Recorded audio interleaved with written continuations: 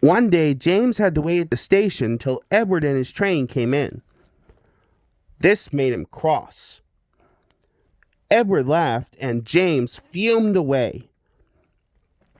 After James had finished his work, he went back to the yard and puffed onto the turntable. He was still feeling very bad-tempered. He grumbled to the others. Thomas and Percy were indignant. Said James. Next morning, James's driver was suddenly taking ill. He could hardly stand. So the fireman uncoupled James ready for shunting. James was impatient. Suddenly, the signalman shouted. There was James puffing away down the line. Called the signalman. Then he told the fireman what had happened. The signalman answered the telephone. Wondered the fireman. The fireman was ready when Edward arrived. The inspector saw the pole and a rope. Puffed Edward. James was laughing.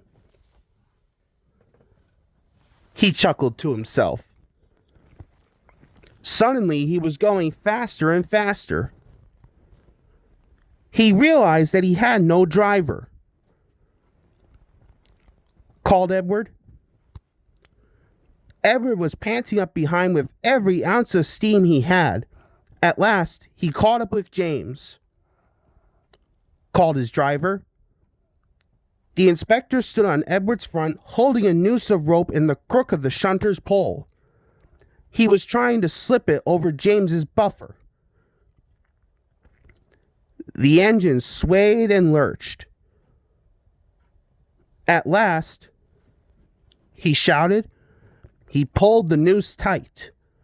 Gently braking, Edward's driver checked the engine's speed, and James's fireman scrambled across and took control. Chuckled Edward. Whispered James. Replied Edward. The engines arrived at the station side by side. Sir Topham Hatt was waiting. He said, Edward,